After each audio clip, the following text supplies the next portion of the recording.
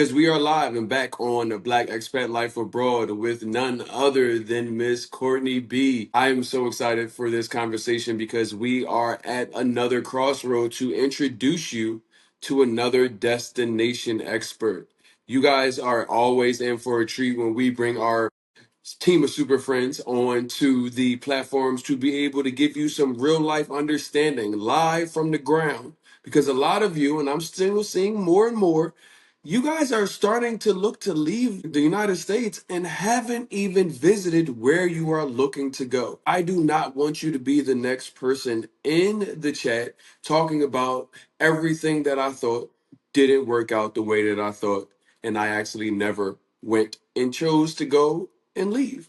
Let me get off my couch and leave and go and take some time and walk around, do a relocation tour, understand what my life is going to be like before I sell everything that I own. So here I am tonight. It's Hey, all hey, good. everybody. I'm excited for you guys to be here. Thank you, Courtney, for coming on. We want to give everybody an understanding of who you are. Why did I reach out to you to bring you on? Because you are the lady that knows all about Playa del Carmen and what it's like to actually live abroad and really jump into this lifestyle that is, and honestly, it's a transformation. So, without further ado, please, Miss Courtney, introduce yourself to the people that happen to not know who you are and give them an understanding of why you're here. Thanks so much, RJ. First of all, it's such a pleasure chatting with you as always. Thank you so much for having me. And for those who may not be familiar with me, I'm Courtney Bowden. I am the creator and host of Black Expat Stories, which is a podcast and developing docuseries that captures the beauty in the Black sit. We sit down and have intimate conversations with Black Americans who have left the United States and have created home, found home all around the world. We talk about the highs and the lows. We do not just do the surface level conversations, and we do not romanticize the journey because it is indeed a journey. And so for the last 4.5 years, I have been able to call Playa del Carmen, Mexico home. I landed here and immediately fell in love. Believe it or not, I was only supposed to be here for 6 months. It was a relocation experiment between my husband and I. And we both ended up loving it. And years later, we are legal residents and we have just built such a beautiful life here.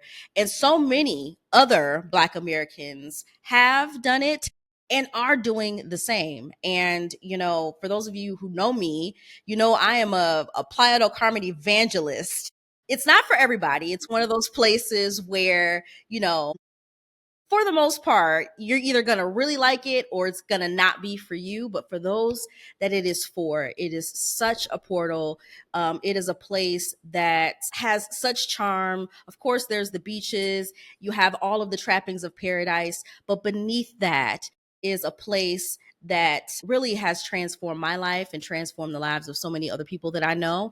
And every chance that I get, I love to share the good news about this beautiful place. So, where do we begin? I mean, why are so many Black people moving to Playa del Carmen? I'm sure if you've Mm. been doing your research and on TikTok, on social media, you have probably heard Playa del Carmen. Well, if you don't know where we are, Playa del Carmen is situated equidistant between Cancun and Tulum. So we're about an hour south of Cancun and an hour north of Tulum. I'm pretty sure you've heard of two of those destinations because they are some of the most top visited destinations in Mexico. But right in the middle there is Playa del Carmen. It is a charming beach town that is growing like crazy. And beyond the cost of living, which is why a lot of people decide to make the move to Mexico, we don't want to just focus on that, right? Because that changes, that is dynamic. There are so many other beautiful things, amazing things about this place that I can't wait to get into with you, RJ. And No, you've I experienced the am. magic of Playa too.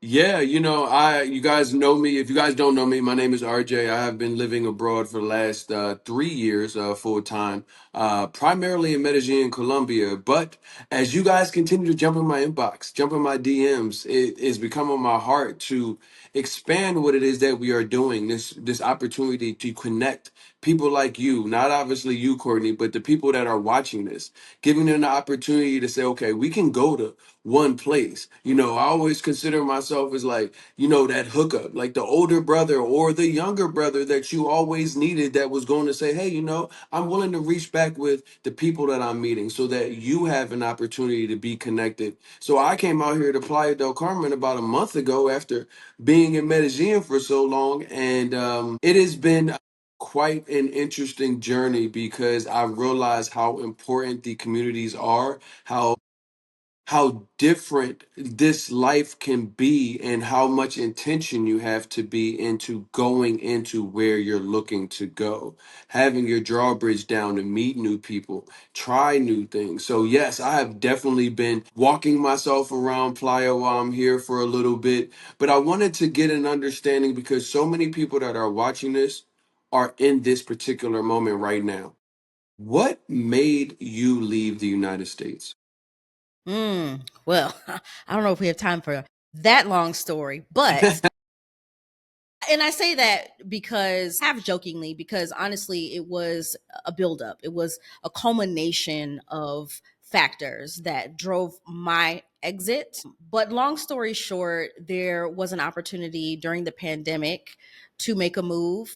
I had been working remotely since 2015, even before it Mm, became a big trend. And I had made that adjustment for myself, but my husband at the time was working a hybrid schedule. And so after the pandemic happened, his entire profession went fully remote.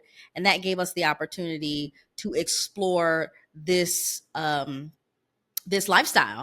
And so, on top of that, I saw how the US was handling the pandemic. I saw the Black Lives Matter uprisings. I saw the senseless murders of Black men and women by police. We just kept counting them. And it became too much to bear. And in addition to my own negative experiences in the States, even in my own neighborhood at the time, I had just had enough. yep. And I also experienced just tremendous loss. One of my very good friends, I lost by suicide. And I was just in a moment in my life, a season in my life, where I was reevaluating everything. And one Mm, of the big regrets that I had when I was in college was that I did not take the opportunity to study abroad for many reasons that I won't mm, get into right now. But I promised myself that if the opportunity ever presented itself, if the window of opportunity ever opened again, that I would take it. And so fast forward to 2021, that window of opportunity did open. My husband and I, we made the leap. We were, initially, and this is what I'll tell people because I have some folks that message me all the time that say, "Hey, I have a partner and they're not fully sold on the idea of leaving." And I'm like, "Hey, I was right yep. there with you, because one of the interesting things about partnership is that sometimes you're not going to be on the same page about everything at the same time." And so when I presented the idea or the possibility of moving abroad, my husband was like, oh, what? No, we're good here. But I think Yep. fast forward with the culmination of everything that happened between 2020 and 2021, especially the January 6th uprisings, the insurrection, it really made him reevaluate his optimism in the country's ability to actually progress past, what our parents and what our parents and their predecessors were Mhm. able to achieve. And we kind of went in our separate corners. Now, this is at the height of the pandemic, mind you. So we had traveled together extensively while we were dating, while we were engaged in the early years of our marriage. And so we each created a list of places that we could see ourselves moving. But, Sister Cora, she had other plans. And a lot of countries were not open to, their borders were not open to Americans. And so that shrunk our possibilities, our list. But the one place that remained on both of our lists was Mexico. And so we Hmm. decided to explore that as an option. We were attracted to just the close proximity. We came from Atlanta. So from Yeah. Atlanta to here is about a 2.5 hour flight. Oftentimes you Yeah. can get that without even having a layover. And we wanted to, in this first foray abroad, we wanted to make sure that we stayed relatively close or accessible to home enough so that if we had family emergencies, if we needed to go back, we could do so relatively quickly. And we did a handshake deal. As I mentioned earlier, we said that we were going to try this out for 6 months. We threw our stuff into storage, booked our one-way ticket, and on May 1st, 2021, we made our move. We initially started off in Cancun, and then we heard so many amazing things about Playa and the community here that we eventually made our move. We directed our long-term housing search here, and we have been here ever since. So that is how we got here, and I'm so grateful that we did make the move. I tell people all the time it's one of the best decisions that I could have made in my entire adult life. And I want to spread the love of this beautiful place with all of you as well. I definitely wanted to get into that because you mentioned a couple of things. You said you had a list, and I want more people to really wrap their head around this store process. That the intention and being prepared. I'm actually getting nervous for people that I don't know at this point because I'm seeing people saying like, "I left, never visited." I moved. I paid 9, 10 months of rent up front. These things are concerning for me because I think the reason why we do this, we have our platforms, is because we want to be able to help people, to stop some of these pitfalls that have happened that we're seeing people happen. We want people to have the opportunity for the transformation that you and I have both experienced. And so many people don't realize that we understand. When you are running out of a burning house, you are often going to forget things. But you Mm-hmm. can't forget the important things. The important things are knowing where you're going, understanding that, yes, it may feel like it's a burning house right now, but you do need to almost have that woosah moment. That moment that you come within yourself and you say, okay, well, what do I want? Because you can say, oh, well, I want to go to Thailand, but you mentioned proximity. You mentioned your first step out of the United States. And I think so many people on their first swim are going into 10-foot water, not realizing that you may need to have a first stop. I could have brought people on from Thailand and Bali, but I talk to people that are making their first move out of the United States. Do you know how difficult it is to give up everything you know to jump into a new culture, a new language, a new pace of life, and expect you to just automatically walk into it and everything's great? I think that is it's possible, but the probability of it is not that high. So you said a lot Yeah. of things in your explanation of even just starting with Playa and you end up getting stuck. That made so much sense, and I wanted to kind of like hone in on that people can understand that you guys need to like take a little bit off. Just get on the other side of the TSA. That right there, and start somewhere where you can be like, okay, I don't have to learn a new language, be on a 5 to 7 to 10 hour in front or behind time zone, whatever that's going to look like. I'm on a 10-hour one-way flight. There is no nonstop flights back to the United States if something happens. Like, so many of us that have left, we're like, I left, but I didn't know if I was going to have to go back home.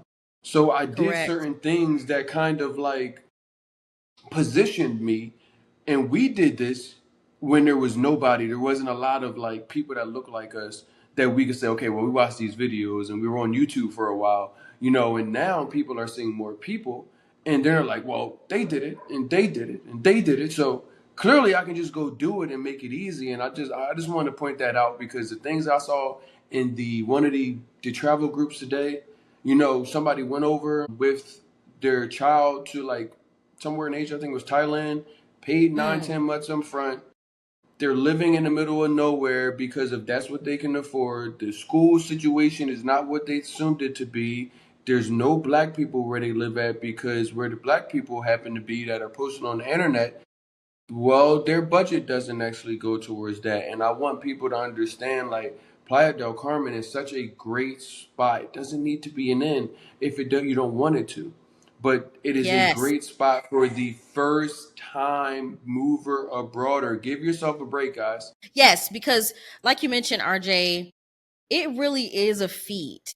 I think that one of the drawbacks of the conversation that's happening around this movement right now on social media is that so much of the algorithm is pushing the glamorized parts, Mm-hmm. the parts where folks are exploring and, touring and doing all the fun things.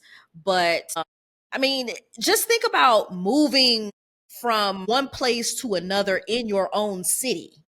That's a headache. That's enough of a headache, right? Like everybody I talk to typically hates to move because of everything that is entailed with with that. But just imagine having to Mm-hmm. do that across a border or across an ocean. So it does take more preparation. It's more logistics involved, and I'm all for having your locations, your preferences, but it really is important to understand not only what your wants are but what your needs are. So I would say, start with being honest about what you might need. If you have children and they need to be educated, that is going to be a major factor in where you decide to move. And here in Playa del Carmen, there are all kinds of international schools. You can do full immersion, or you can, do an English speaking school. You can do homeschooling. There are so many various options. And so I do want to encourage people to, not trying to kill any dreams, because like you said, RJ, this does not have to be your start or your ending point. What Right. what I also want to share too is that Playa del Carmen is pretty transient, meaning people use this as a launching pad, and they often go to other places like Thailand, like Bali, like Medellin, Cartagena, and other locations. It's a good place to kind of get your feet wet, especially if you are not fluent in the language, because let me tell you something. If you land over in Colombia, parts of Colombia, RJ can You tell gonna you, need it, my boy. You gonna need that. Yeah.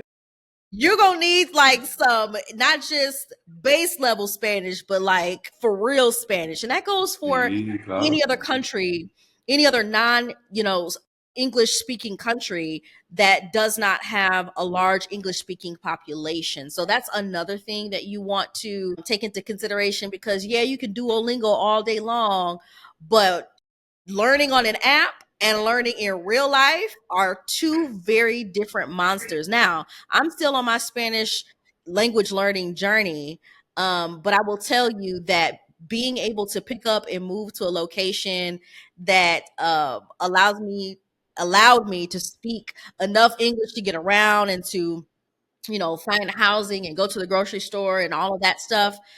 It took a huge weight off of our shoulders, and it allowed us to really settle in. Now, I'm all for learning the language of the place that you're going to. We don't want to move with a colonizer type energy, but again, we got to be real with ourselves. If you do not know another language, or if you do not know the language of the place that you're trying to move to, that's another factor to consider, And I think to community is another thing. RJ, you mentioned the young lady who moved, what was it, to Thailand, and she was in the middle of nowhere.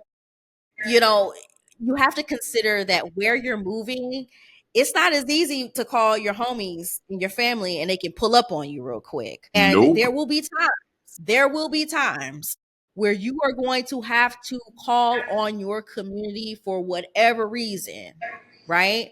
I think that the United States has really done a good job of conditioning us to be so individualistic that we're even individualistic in our choices, in our decision Mm-hmm. making. And sometimes we don't consider the community aspect in our decision making.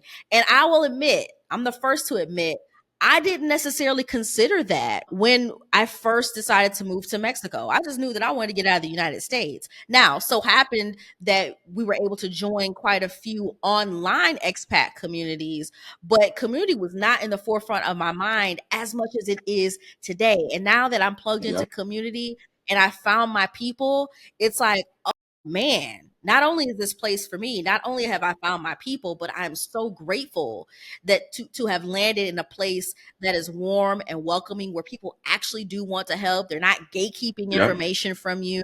They're happy to see you. They speak when they see you out. They introduce themselves to you if they notice that you might be a new face.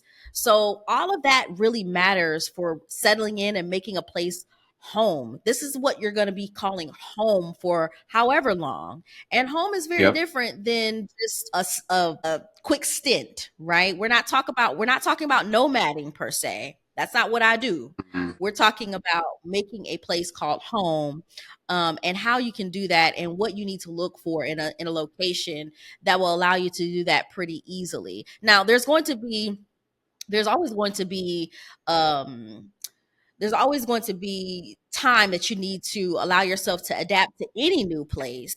But with Mhm. all of these things in mind, you can really get in, um, and and find your footing quite easily when you choose a place that aligns with your wants and your needs realistically, especially if this is your That first time is abroad. That's the key though. That's why I keep telling them like we're gonna give them something that they need because you guys need to write this down. The thought process to think that your wants and needs that are in your head and you are actually going to take them and manifest them or bring them to reality, it is a losing game, especially considering everything that is on your plate that may be causing you to want to leave the United States. You need to have the intent and the clarity of where am I going? What am I looking for? I don't know how many times I have to tell people that because everybody that comes on says the exact same things. I think anybody that consistently watches the video, it's like no matter what he says, he always brings somebody else on that says the exact same thing because these are the fundamental keys to moving abroad. This intention, this understanding of what I want, where is it? Because what you want is written down, and you're like, okay, I need these five things. And then you're like, well, Thailand doesn't have any of these five things, but everybody told me it was going to be great for me. Well, you got to be real about it. And that's why I tell people to bring it back to you, bring it back to yourself. Now, we say community, but the people have a hard time with understanding community, but then they don't also understand bringing it back to yourself either, as individualistic as everybody is. When I say, what do you need from a place? Not what you saw on the internet that somebody else has, but what do you need? It's like, well, I haven't really thought about that. But you've been thinking about yourself this whole time, which is you see what I mean? So it's like a weird scenario where people are individualistic, but not when it actually benefits them to be. And then needing community, but not actually leaning into community when they have the opportunity to do it in the United States. And what we see often is us leaving and then refining that community focus that we always needed that we had. You said that you got stuck Yeah. here in Playa del Carmen. Let me ask you, because a lot of people have put this into their chats, and ChatGPT said, "Here's the top 5 places, and Playa del Carmen might have been one of them." What was your reason for getting stuck and not going and exploring other places? And you said, "You know what? I found it, and I'm ready to just see what else it has to offer." There are a few reasons, but honestly, RJ, the top ones among them are community. I can't say that enough. I really did find my people here. And I didn't realize how much I needed that and Mm, how much joy and fulfillment it would give me until I got here. The other reason why I got quote unquote stuck is because we just started uncovering so many amazing things about this place. The natural beauty, this entire region, which is called the Riviera Maya, is ripe for exploration. I mean, we have cenotes, we have coral reefs, we have the beaches, we have the jungle, we have the ruins, the culture, mm, and so that was another reason that just kind of got me stuck here because I feel like honestly, in the last 4.5 years, I've only scratched the surface of this place. And Hmm. I just never got bored with it. And I'm the type of person where I tend to get bored easily, but this place just truly captured my heart. And I just found also, too, uh, a healthier, slower pace of life that fit where I that fits where I am in this season Okay. of my life. I knew that I came here out of burnout, entrepreneur burnout. I've been running my business for Mm. 7 years, grinding and hustling. I came from Atlanta where, if you don't have two, three, four, five, six side hustles, are you even an entrepreneur? And What do you I do was for work? exhausted by that. That's the first question people ask you. And here you can Yeah. know somebody, you can truly be friends with someone and not have any idea what they do for a living. And I can't tell you Okay. how refreshing that is, because Yeah. people aren't assessing you by, what you can potentially do for them. Because there's a lot of Mm. clout chasers and social climbers that try to assess, like, Yeah. okay, well, what do you do to try to advance their own agenda? And then when you connect with people, I have found the people that I have connected with, I've connected with them based off of my interests or based off of shared interests, based off of Okay. shared values. And that is truly how you find your people. So yeah, the slower, healthier pace of life, really getting more active, having access to fresh fruits and veggies and nutritious meals that you don't pay an arm and a leg for. I can walk right up Hmm. here to the fruteria, the fruit stand, and buy a whole gang of fresh fruit straight from like the farmer. No middleman, no Whole Foods markup, and I just feel like I am truly living my best, healthiest life. And juxtapose that with my experience in the States, I mean, I couldn't see myself, I can't see myself going back. Playa won't necessarily be my home forever because I do dream of exploring other places. But for Okay. now, it is a perfect.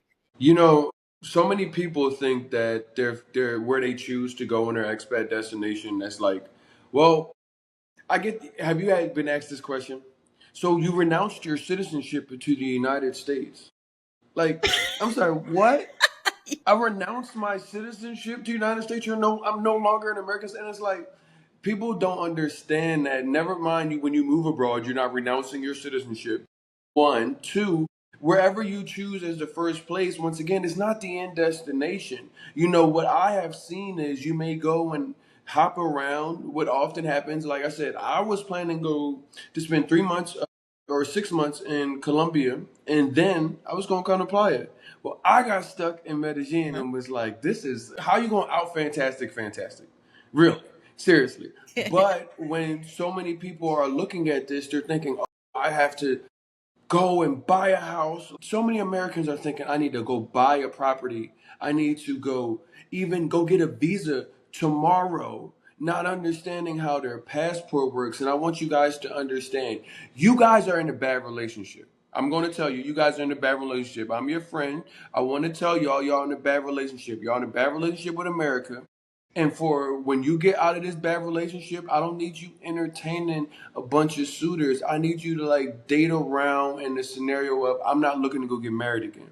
I'm not looking to go put all of this money into a place and all. Like give yourself some breathing room. You mentioned, and I've Yeah. traveled around and I'm like, I think Colombia would be a good base for me to build a home at. However, like you, I still want to go see so much of the world. I still want to go maybe spend 3 months or 6 months somewhere else and still have that flexibility. And so many people that are in America because the education system is not teaching us or having these conversations, Court. They're putting us in a scenario where we think once we leave America, now we have to take all of our stuff and we need to go get in bed with another country. And not understanding that you can have some flexibility at first as you kind of get out of that bad relationship and try to start remembering who you were before you got into it. And you really don't have an option because it's like, you don't. I left at 35. I had spent 35 hard years from the time I opened my eyes to the time I left America full time. in the United States. So I didn't even know who I was outside of the United States. And that opportunity Yeah. is on horizon for so many people. And we see it now. You know what I mean? Like, y'all don't realize, we were talking about this yesterday. People talking about what they're going to give up by leaving. And one thing that most people don't realize is you're not giving up anything. I have everything I ever had in the United States, but I have so much more than I ever thought that I would ever have access to by leaving the United States. Do you run into that scenario of that feeling where you're like, you actually got gained more by leaving than having this scenario where you're actually set back?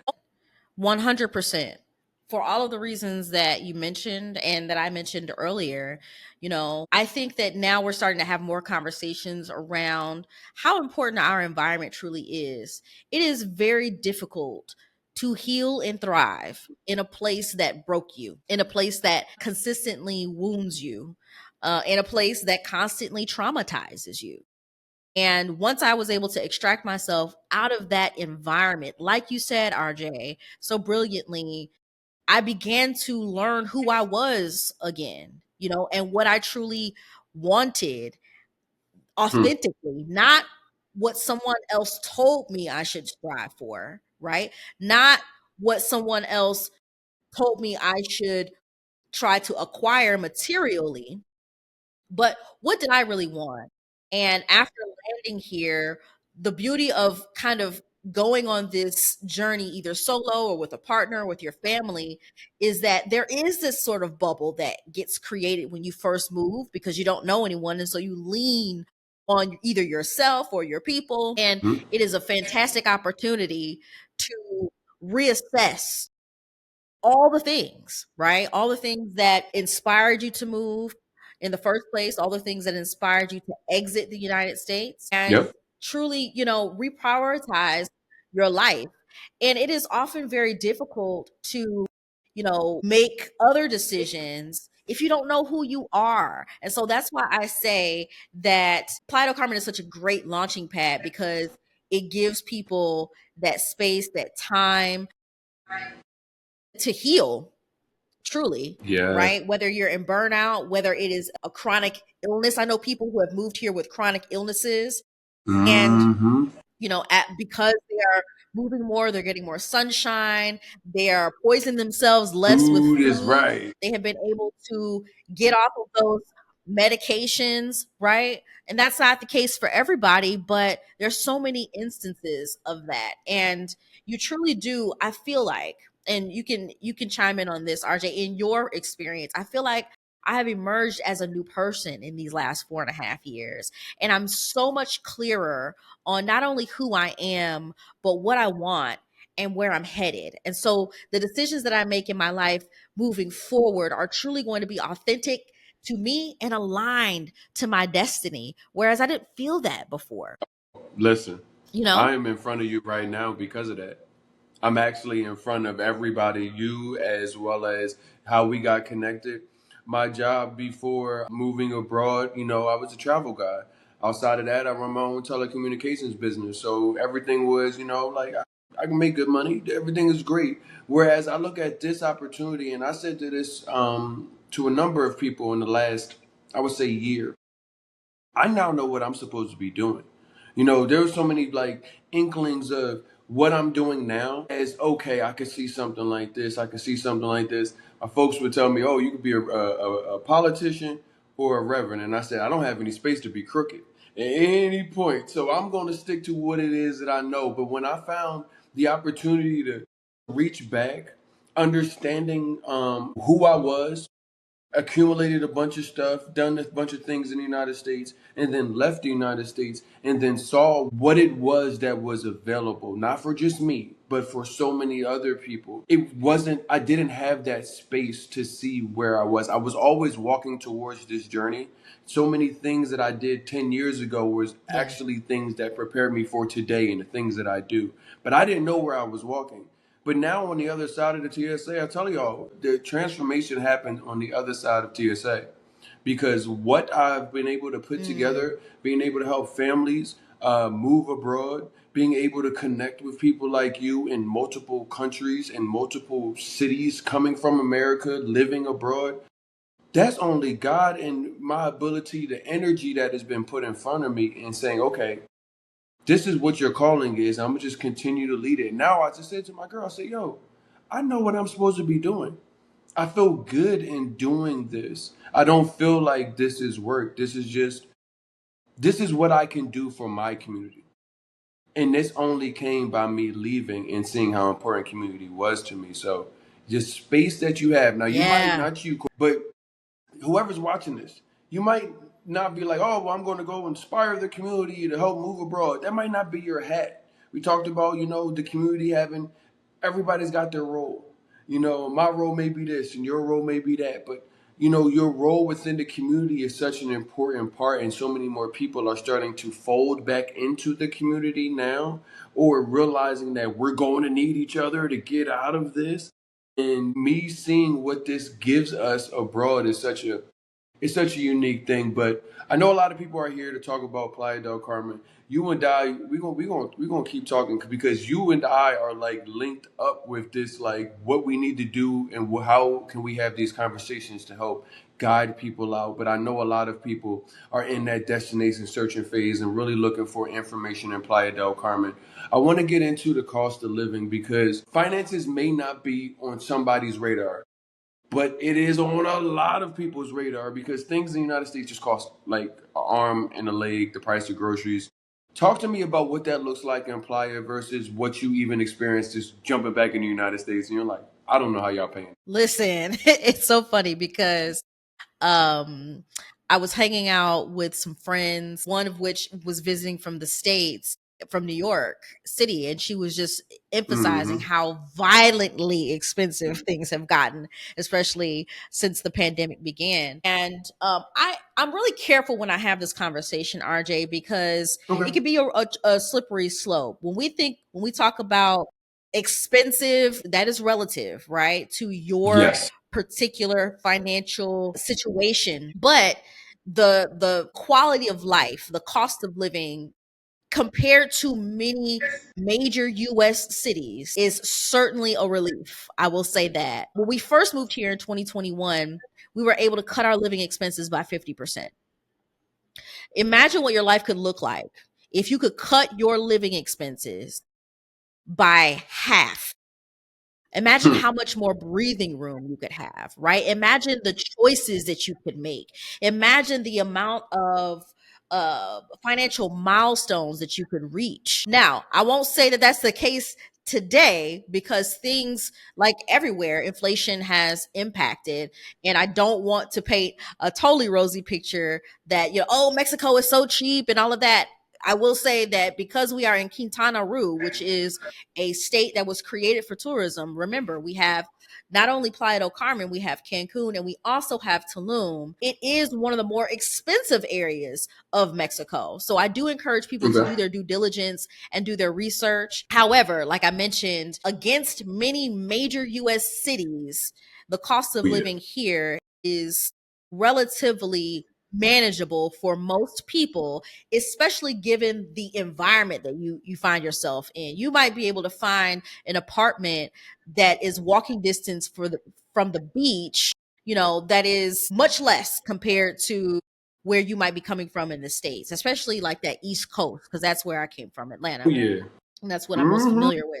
And definitely the West Coast. I know our West Coasters are like breathing Yeah. so many sighs of relief because they are really experiencing some financial breathing room. But yeah, I mean, like I mentioned, access to fresh fruits and veggies that it won't cost you an arm and a leg, where you don't have to go to somewhere like Whole Foods that gives you that organic markup, and just so many other things, right?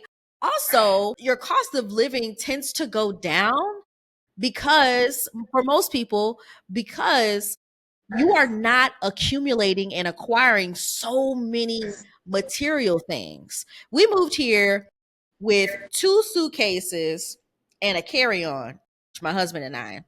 So we had Okay. to make some real decisions about what we were going to bring. And for a while, Mm. we were rotating these outfits, right? We had what's now called the capsule outfit. We were wearing these things over and over and over again. And you know what that taught me, RJ? That showed me that I didn't need the I overwhelming didn't need majority of that. the things that I had already purchased and that was already in my shopping cart, Yep. you know? Every time. So that's the other aspect too, where it may show up in your rent or your utilities, that savings, but it also shows up in just how your life shifts once you make that move. Because a lot of people find themselves focusing and prioritizing experiences over material things. You know, you can Yeah. wear a pair of flip flops, a tank top, and the same shorts, the same outfit every single day, and no one here will blink an eye. And I'll tell you, that takes so much of the pressure off, especially when you're coming from Atlanta, because the girls be dressing down in Atlanta. They they put that ish on, okay? And there's nothing wrong with Seriously. it.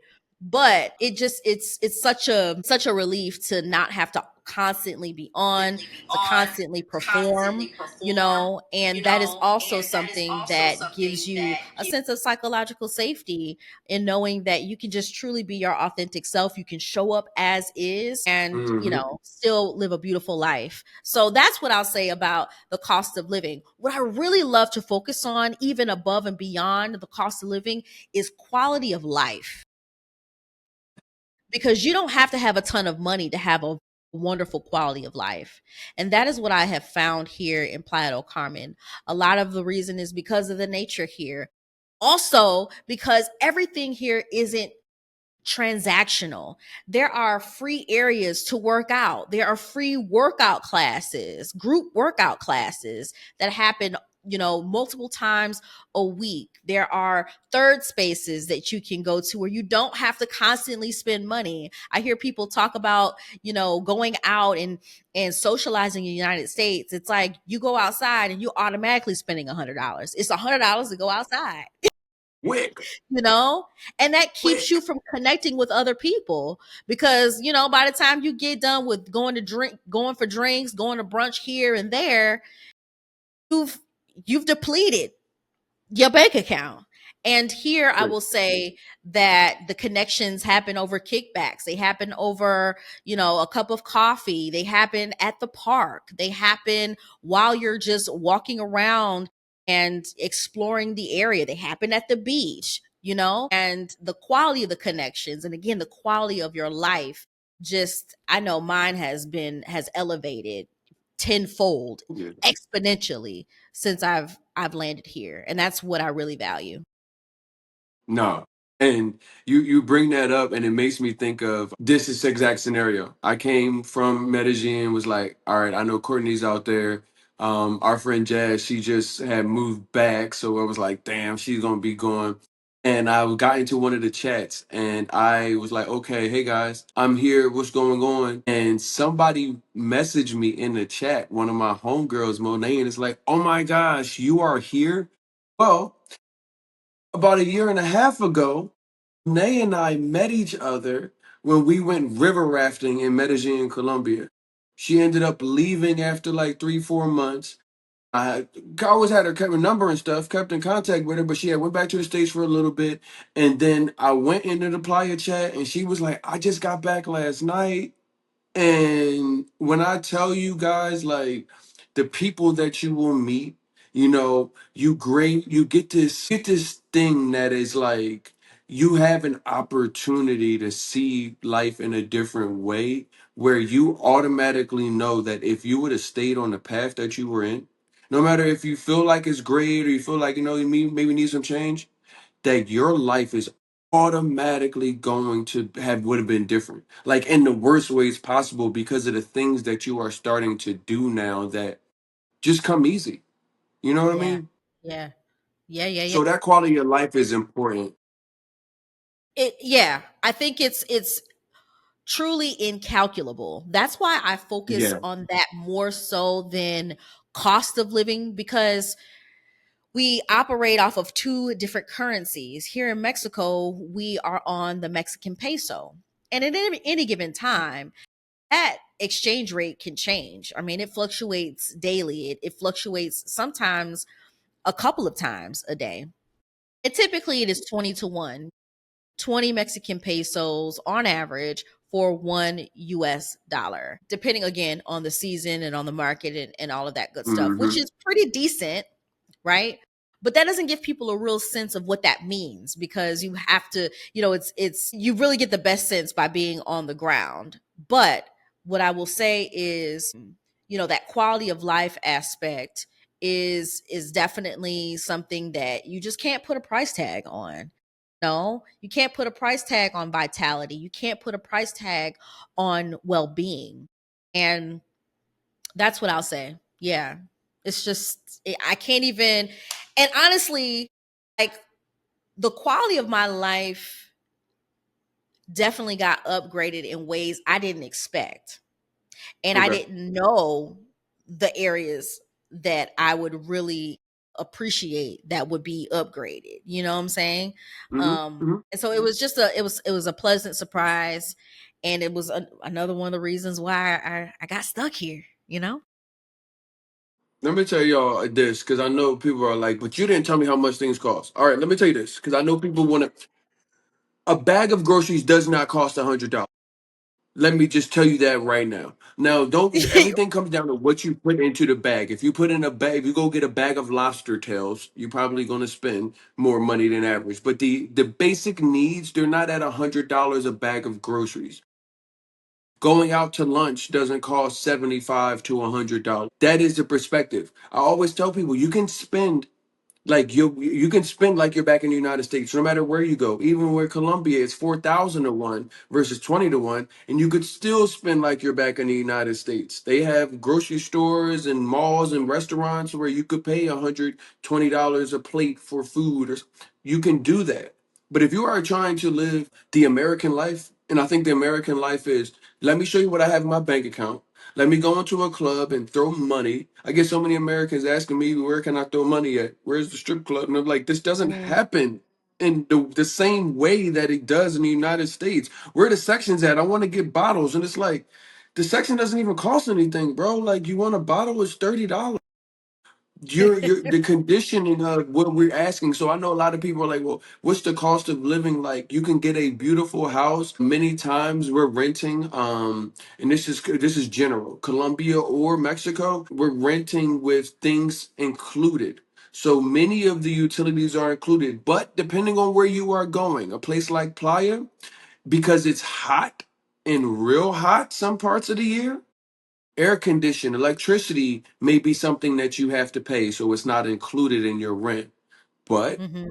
I will tell somebody that you can probably, depending on what you need, you might want a pool or a gym, but you can get something for 800 to $1,000 in Playa, whereas that same place may be a 50, thousand to 2 grand. 1,300 or 1,500. Or like the place I live at now, this place in the United States, considering proximity to the ocean, considering we have our own pool and we're on the top floor, that $4,000, $5,000, I don't pay anywhere close to that. Like by like a no.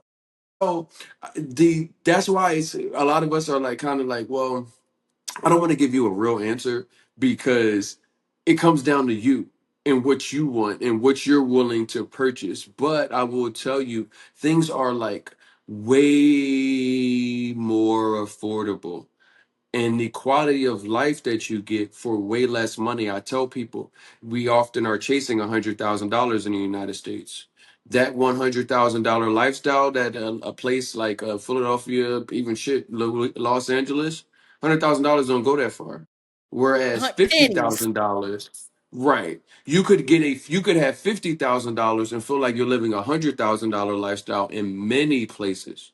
That is where the research comes in. So the cost of living is definitely cheaper. I think anywhere we're gonna have anybody expert come on here, you're always going to be in a scenario where the United States is just charging you too much for terrible things. But we had on Corey, the financial expert. She was like, just because things don't cost much, do you now start living a luxury lifestyle? Oh, I've never had these things. So now I'm saving $3,000 a month. So I'm going to go spend all $3,000 a month on creating this luxury lifestyle for me. That's a question that is on you, the viewer, not on me or Courtney. So when you call the cost of living, things are Yeah. automatically going to be cheaper. But you could easily supplement that cost of money that you're saving every month, taking that mindset or buying new things that you never had access to, and you're just spending and still only got $50. The same $50 that you had after the end of the paycheck in America will be the same $50 that you have at the end of the paycheck in Mexico or Panama or Colombia. Consider that when thinking what cost of living is and be realistic. I think if you can live in the United States and afford to live there, you can afford to live almost anywhere in the world. But you may not be able to get that extreme villa that you see for the price that they told you. So just keep in mind some of these things.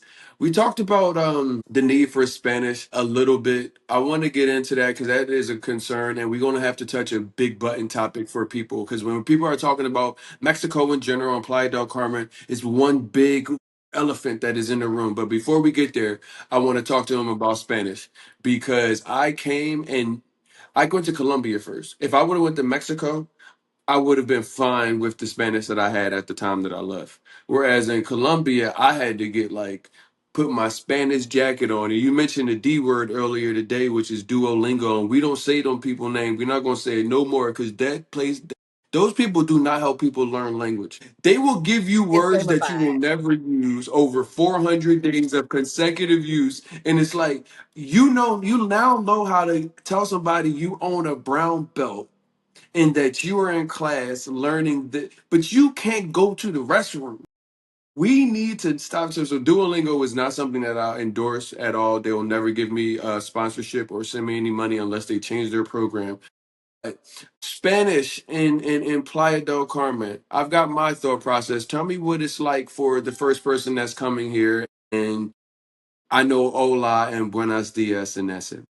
Well, if you're on the struggle bus with your Spanish, fret not, because you can indeed maneuver around in Playa del Carmen without being fully fluent. Because again, this entire region has been really it caters to tourism. Now, Hmm. there are some drawbacks and of course some pros to that. One of the pros is once you land, you don't have to start speaking Spanish immediately.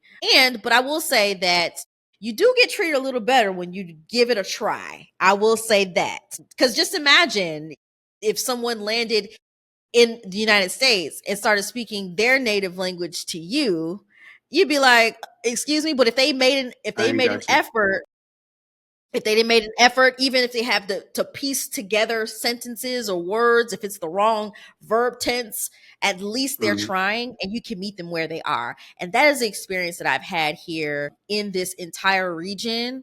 A lot of people are just tickle pink that you know a little bit of Spanish and that you're attempting to communicate with them. So yeah, you don't have to come here off of, Fluent. fluent, I'm but not it does fluent. it does I'm not either. I know enough to be dangerous, and as a matter of fact, I think I've plateaued a little bit, so it's time to Listen, go a little bit I feel harder on like my Vegeta curriculum. sometimes, like using this Spanish and kicking their butt right now. Yeah. And so many people have been my teachers. The cashiers at the grocery stores, at the fruterias have been my teachers.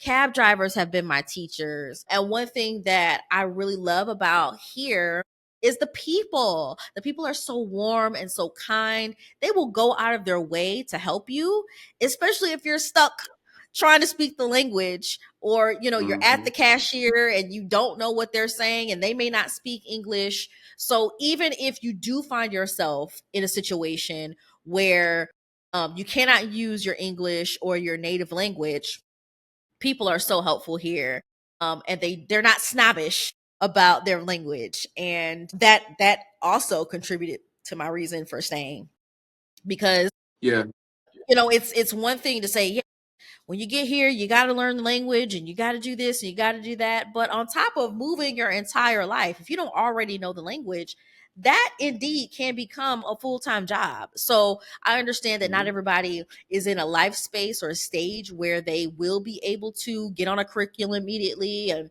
start speaking Spanish and learning in that way. So, for those of you who might be a little bit iffy because of the language barrier, then just know that you'll be able to make it. You'll be able to maneuver and learn a little bit along the way as well, because you can't be here without picking up a little bit at least.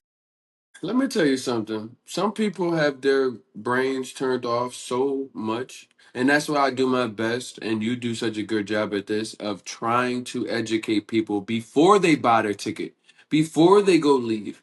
Because you think in Mexico, and especially in Playa, I'm like, you've got the resorts, you've got the hotels, so you've got tourists all around that are Yeah. just here for the weekend. The resorts and the hotels aren't like in other places where the resort is 3 miles inland from the main road. Like most of these hotels and resorts, you can just walk off and be where the people are. But I've met people in Colombia that have lived there as long as I have and are looking at me crazy for knowing how to order at a restaurant. And I'm like, it must have been very hard for you to turn your brain off that much. So I challenge everybody that is looking and you say, okay, I don't know a lot of Spanish now. And that is okay. And that's why I say there's some starter places that you can go, like Playa del Carmen, that will be great. So you can start to learn, so you can get in, so you can unlock more of the world. Because going to places, you can't expect the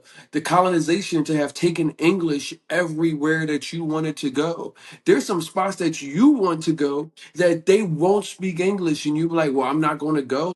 No, I've had the best time in a place where I was the only English speaker. And I was able to have my little bit of Spanish and say, ¿Cómo se dice, amigo? And everybody be like, okay, but I'm sitting there having the best time. So don't let you not speaking Spanish stop you from moving abroad or the language, but don't let it stop you from actually experiencing the place that you're going, because I think I have a better experience in Mexico with my Spanish. I know I have a better experience in Colombia with my Spanish, the little bit that I have.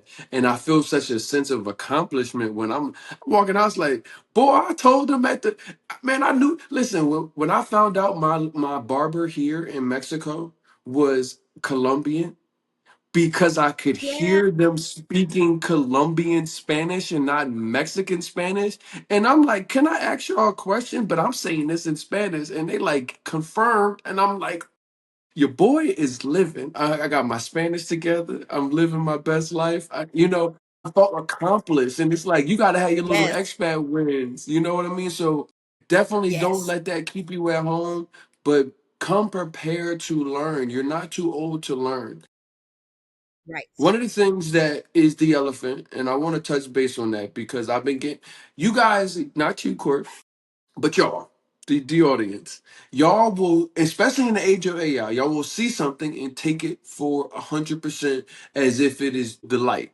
And I tell people, because in the last couple of days, like I said, my folks that like know, some of you guys like, wait, you're in Mexico? Yeah, yeah, yeah. I travel the world. I'm around. I'm in Mexico for a little bit. Been here for about about 2 months. And I say that is because so many of my friends that know that I'm here send me videos and said, hey, I saw these things on the internet about Mexico. Are you okay? Stay woke, stay aware of what's going Yeah. on. And I would say, like, there may be some truth to some things, there may not be some truth, but there is so much media stuff that goes on in America, propagandizing places that they have friction with and everything else. Many times you are sending me videos, you guys, the ones that send me the video. There are just a guy talking into his phone. Is this a guy talking to his phone? He has no media credentials. He's just a guy that heard something talking about a place, and he's not even in Mexico. He's actually in America telling y'all what he heard from somebody else. So I do know that safety is a concern, no matter it's even isolated to Mexico, but even just in general. Is it safe over there? And let's talk about it, because I know that a lot of people, when they consider moving abroad, the safety factor comes in. Let's hit it. Let's just jump into it. What's your take on it? Because I got my take. I want to hear you from you though first. Yeah, and I'm really glad that we're talking about it because it is definitely the elephant in the room. Anytime you mention Mexico specifically, people are asking you about what about them boys? What about About the folks. Them what about boys. them folks? And if you don't know what the folks are, it's the cartel, y'all. Now, Don't even I let know, I anything know, I know. argumental. Hey, I know there's so many words that we can't say, but for the ones that didn't know what we were talking about, couldn't pick up what we were putting down, they exist. Let's start there. I don't ever want to dismiss or diminish anyone's very valid concerns. But a lot of times, like you mentioned, our concern is born out of propaganda, born out of what we've seen, what we've been fed by the US mainstream media. Now, let me back up and let y'all know that I come to you as a media scholar. And so this is my Roman Empire, y'all. I've done a lot of study on this. I'm an expert. And I will tell you that there are so many reasons why Mexico and them boys shall remain nameless always seem to come up in the conversation when you mention this place, unfortunately. And a large reason ties back to history. So I'm gonna take us to school real quick, if you don't mind, RJ, because I think that this is Okay. important context for people to understand, especially melanated people. So back in 1829, Mexico abolished slavery. Mexico did indeed have slaves. They did. As a matter of fact, they were one of the most popular stops on the transatlantic slave trade. I think I read somewhere, and correct me if I'm wrong, anybody in the comments who is a historian, Mexico actually received more slaves than the United States. Just to put that Hmm. in perspective at one point in time. However, in 1829, Mexico's second president, Vicente Guerrero, who was of African descent, used his presidential powers to abolish slavery, which meant that it was 36 years before the United States even did the same, before the Emancipation Proclamation, before Juneteenth, all of that. Mexico beat the United States to the punch in that regard. What they also did was they wrote it in their constitution that no man could be a slave on this land. And so, a lot of times when we think of the Underground Railroad, we think of the road only going north, but there is actually an Underground Railroad south, and Mexico Mhm. is a part of the Underground Railroad. And Mexico has been a major supporter of Black liberation ever since for hundreds of years. Okay. Mhm. And so for those who took the Underground Railroad south, crossed the Rio Grande, for most of the time it would be enslaved people from Texas and Louisiana, because logistically it would make more sense to go Yeah, yeah, yeah. south as Makes sense. opposed to risking it Then to all kind of get and all the way going to north, Canada from right? Texas. Yeah, that's a long stretch. You taking a lot of big chances, whereas Mm. you could reach freedom faster if you were to go south. And so a lot of enslaved people did, not as many as those that traveled north, but enough to where Mexico essentially offered them freedom upon landing here. So Okay. when their feet touched the land, they were automatically free. The United States started to recognize that enslaved people were coming to Mexico, and they tried to petition Mexico. They tried to incentivize Mexico to return those enslaved people.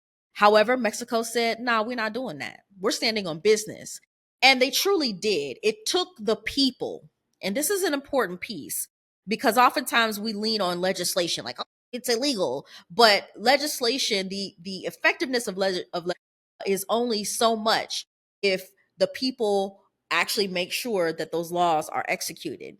And so during that time when Vicente Guerrero abolished slavery here in Mexico, Mexico's government was just up in arms for a long time. Like for a while, it was a little chaotic down here because they were trying to find their way as a newly emancipated country themselves, because they had emancipated themselves from the Spanish. And Mm-hmm. so they decided that the people decided that they were going to uphold the abolishment of slavery. They didn't need a whole civil war in order to recognize the humanity of people back in 1829. So when I say that this place is a refuge, has been a refuge for us, I mean that. And so because I started to feel like, man, this is ancestral. Like, what is it that I feel? Know if I have roots here in Mexico or what, but why do I feel this way? Why do I feel like when I cross into Mexican airspace, when I touch this land, I feel a different sense of freedom? And a lot of that history of Mexico really contributing to Black liberation, and serving as a sanctuary and as a refuge for us has a lot to do with that. And so I wrap up that history lesson in saying that one of the reasons why there is such a negative connotation about Mexico in the United States is because media, actually the leaders at the time, the politicians, they spread these nasty rumors about Mexico and the people of Mexico simply because Mexico was an agitator. It was a disruptor of US enslavement. As a matter of fact, had it not been for Mexico, we definitely in the United States would have experienced slavery from sea, literally to shining sea, because they are partly responsible for halting the expansion of slavery westward. So, had it not been for Mexico, there have been slaves all the way in California. And so, as a result of that, Mexico, the girls in the United States were big mad, and they decided to basically slander Mexico's name. And that is one of the major reasons why there's such a negative connotation, why, folks clutch their pearls when they hear that you might be considering moving to Mexico or you might be visiting Mexico. And this is not to say that crime and danger don't exist here. They do. Mexico has a huge problem with femicide. It is a machismo country. Women and girls definitely have a certain level of danger here. I don't want to dismiss that. I don't want to diminish that. And I also don't want to glaze over the fact that colorism does exist. Mexico does have an Afro-Mexican population, 2.5 million and growing, that have been truly cut off from resources because of colorism. But the connotation that we have about Mexico is it's really misunderstood, and it glosses over the diversity of this place. It glosses over the history and the culture. And so I would caution those who, you see some of those stories about what's going on in Mexico, and you might have friends who have made the move or are visiting, and you're tempted to send them that link. Well, just know that Mexico is a really big place. It's 32 states.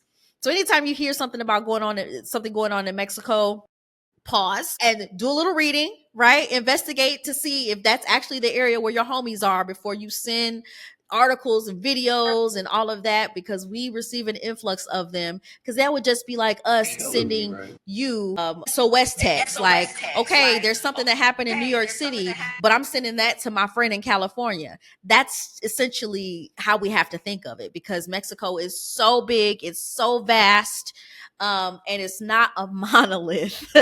And unfortunately, because of our education system in the US, we're not really taught a lot about other places outside the United States, even geographically. So the negative media connotation does have a history, but I will say personally, in my personal experience, I have not experienced the sense of fear and dread and danger that I have experienced in the United States. I tell people all the time that I feel safer here than I've ever felt anywhere in the United States. And before I left, I lived in some of the most coveted zip codes with the gated neighborhoods and the HOAs and the good zip codes and the good schools. And still, find that being here, I'm safer. And that is really the consensus of so many other Black Americans that I have talked to. And one of those factors that really contributes to our sense of safety is this idea of psychological safety, because oftentimes we are targeted in the United States because of our skin tone, right? And so here, it's a different feeling because we're among brown people. We're among brown people. And honestly, as Americans, we do have a certain amount of privilege. So I can't have this whole dialogue with you without mentioning that, because it does contribute to our treat to how we're treated. Because as I mentioned, there are Afro Mexicans here that are not treated as well as we are as African Americans, and that is indeed a shame. But overall, the sense of safety, psychological safety, knowing that you don't have to necessarily be the representative for your entire race, for your entire people, It's knowing that crazy. that for I'm most people, most gonna of your get interactions, reconnected. you're not automatically considered a Lord threat willing. or a criminal, makes a huge difference in how you feel safe and what you feel in your body when you're here or when I'm here. And so that has also been one of the major reasons why I've decided to stay, is because I do feel so safe. Not only me, but my husband, and again, so many other folks that I've had the pleasure of speaking with that have shared their stories on Black Expat Stories. There's so many people who have moved here as single women, single mothers with small children. And I just feel like even though Mexico has this looming reputation, there's a sense of community here. There's a sense of like a code, like your humanity is of value. And that to me makes all the difference. Courtney is still talking. Rosy She is picture. on. Again, danger exists everywhere and crime exists everywhere. An hour. What I want to do is there is so much more for us to talk about. November is coming soon. November 22nd, we actually have our relocation conference. Yes. It covers Playa del Carmen, Mexico. It covers Colombia, Cali, Medellin, as well as Santa Marta. We're also covering Panama City, Panama, as well as Cape Town, South Africa. So for those who are looking for not only this conversation on Playa, but getting understanding on these other destinations, how you can move here and be successful. That is why we are doing this. Go there, moodtravelabroad.com. That is where you guys are going to be able to find the early bird tickets. Thank you guys for tuning in. I will see you guys next week.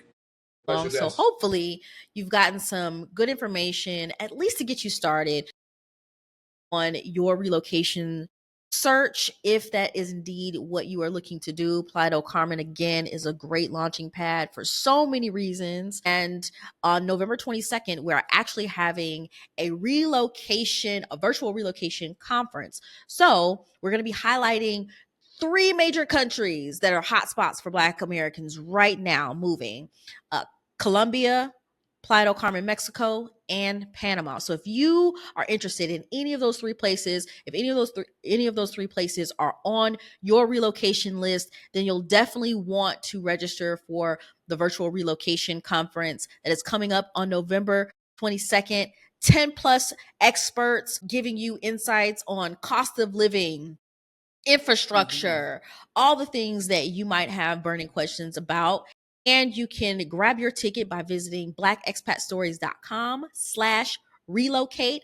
That's blackexpatstories.com/relocate. And I cannot wait to see you there. Thanks so much for joining us this evening. And be sure to stay tuned for more Black Expat Stories. If you are not already subscribe to our YouTube channel, you can find us there at Black Expat Stories. You can also follow us and join the conversation on TikTok and Instagram at Black Expat Stories. And if you want every single new episode delivered straight to your inbox so you can bypass all of these iffy social media algorithms, then I encourage you to visit blackexpatstories.com/newsletter to join our growing global community. Thank you so much again for joining us. And until next time, I'm wishing you peace, love, and passport stamps.